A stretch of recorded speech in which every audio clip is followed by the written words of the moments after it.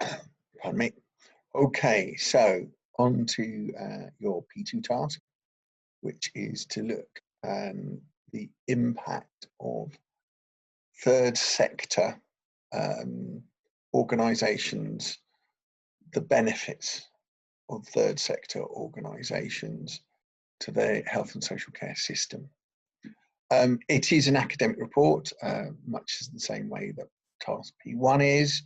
I'm going to take you to this video looking at some of the key concerns, some of the issues. Feel free to use the slides that I'm going through as headings for your report as I go through. After you've watched this video, please do go on and do the Quizlet, work through the flashcards, do the matching exercise. It will help you embed the information and integrate the knowledge better.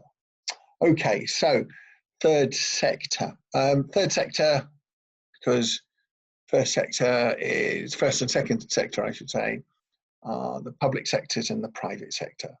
So the third sector, it's neither of those. It is the voluntary sector, the not-for-profit sector, so it's neither commercial nor public. And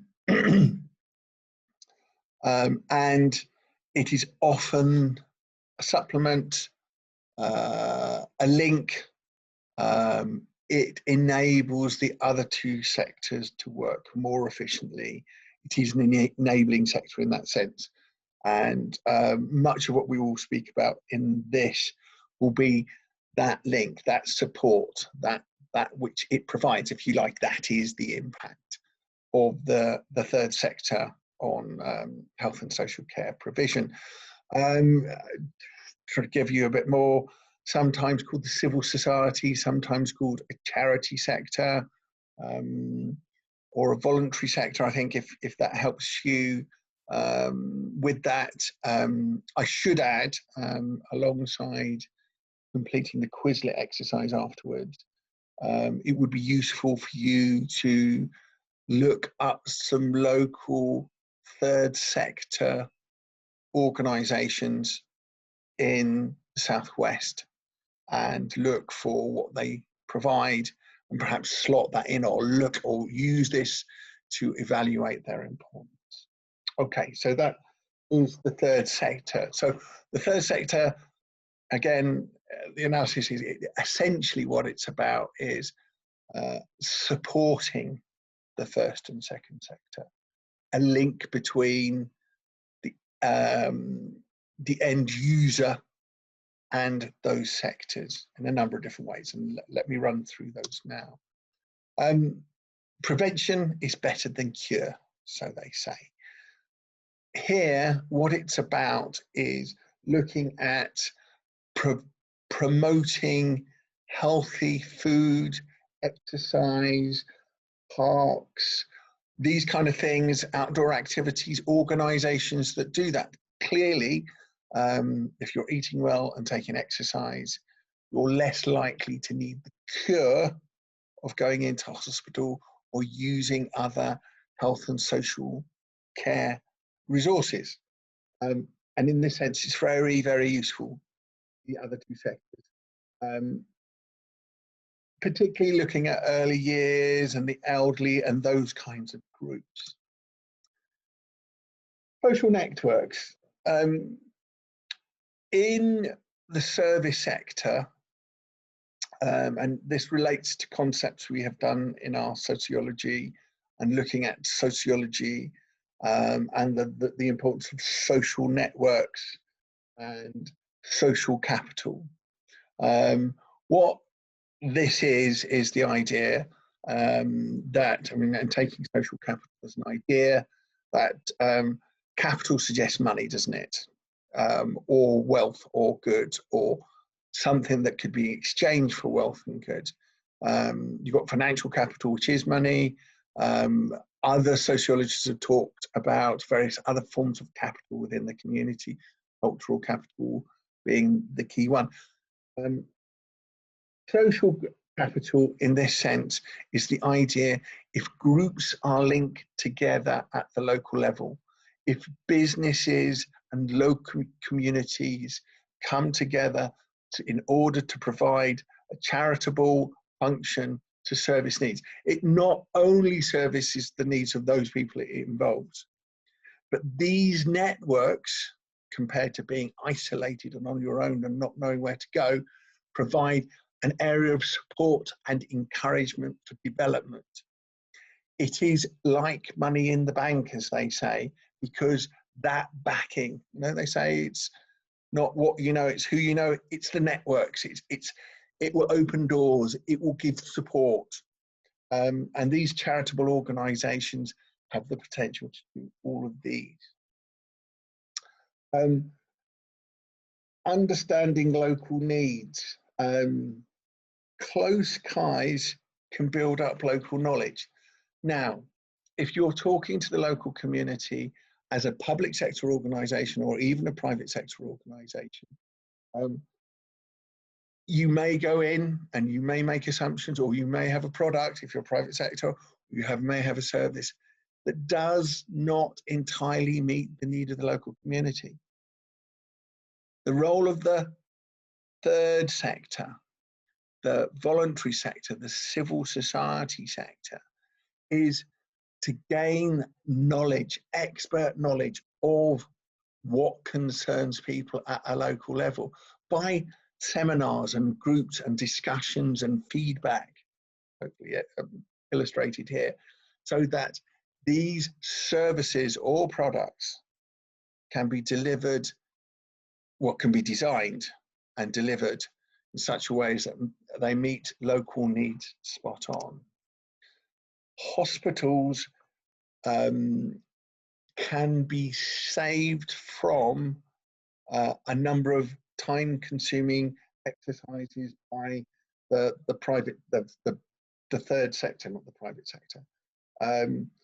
If the third sector, by local organisations, local groups, going into people's homes, supporting particularly the elderly to live independently and to check up, to see what they're doing, to have them engaged in the local community. If people live well in their homes, they're less likely to use hospitals or the public sector.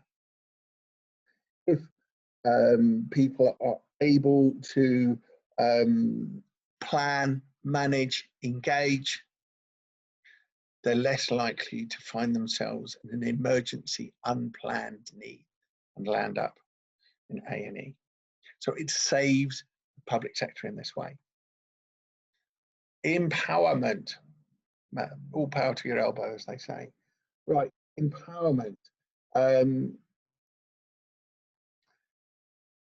Empowered to take control, to manage, to look after themselves, rather than to rely as a kind of passive person on what is provided by the system. Empowerment of end user individuals means that they feel able to engage with the process of their own healthcare treatment. They can argue their case, they can put forward what they want, they can take control. This is beneficial psychologically, emotionally, and if you feel in control of your own health management, you are going to feel better just on that fact. So empowerment is very important in terms of this. Almost there, or getting close at least. And what I'm illustrating here is when you get close to a community, your proximity to the community, the understanding that's gained by being close to the community, in terms of providing services which are open, easy accessible to the service user that they can engage with. And studies have shown, case study after case study has shown that the closeness to the community first of all, encourages participation for the end user, and that participation leads in itself to self-management of issues. It provides the opportunity for a person-centered approach. What I mean by this, and not necessarily all that's on the screen here, is if it's a course or a way of treatment, if you have the individual engaged in social networks provided by the community, they can articulate their needs. Their needs, whether it be in terms of a course or provision, or as it says, some of the other elements here, if they can have their courses reflect their needs, whether it be some form of engagement, whether it, healthy eating, exercise, if you're in the Caribbean community, perhaps something that's relevant to the Caribbean community in terms of healthy living would be far more readily taken than something that's imposed from the outside and doesn't reflect both local values and needs. So this is what you're trying to say. So the person-centered approach here empowers people, it engages people. It's very similar to the whole empowerment individual thing. Concerns, local concerns, that is.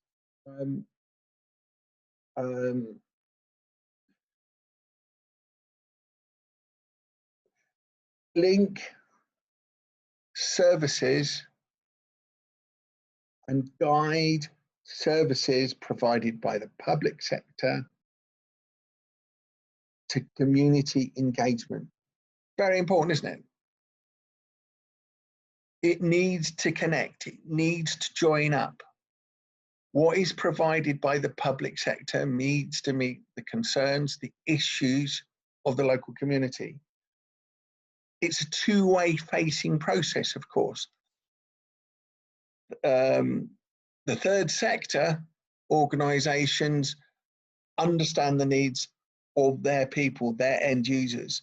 Those can be articulated back up the line, and the services provided can be guided by that knowledge of the public sector. Local issues, local concerns can be met. Opportunities for involvement. Getting people out of their homes, getting people out into the community, making links with other organisations, whether it be the police, business, social work, whatever it is, religious organisations. If you can work with people and give these organisations human face, some personal contact with the end user or someone who's likely to depend on health service needs, that engagement in itself will prevent, as we said at the outset, but it will also engage. It will allow local people to feel more involved and able to speak out about their needs. And that is essential. Fragile, not glass, but what we're talking about is fragile user groups, whether they be, I don't know, drug users, youth offenders, whatever the community is that would probably have some fragility or even hostility to official organisations and agencies. The thing about the third sector is they don't come with that baggage. They're not officialdom. They can talk the language of these people. They can build trust and in that way build productive relationships.